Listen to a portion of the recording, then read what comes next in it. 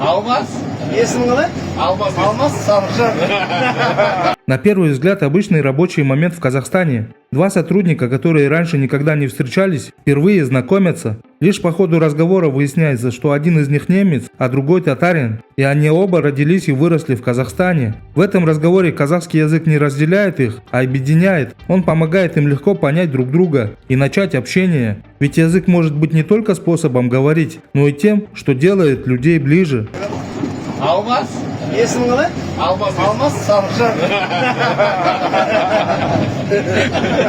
Руыңда? Мен татармын дейді. А? Татармын. Татар? Иә. Ойбай, мен сен арғын ба десем? Аябын Найман десең де болады ғой. Hayvanların arasında öskün kölleyler. Ha, міне бәрсін. Araç geçiyor. Иә. Öskün tam öskün. Иә. Сіз арғын Агер боласыз ба? дос Иә, біз боласыз. қоңыштардың арғымыз.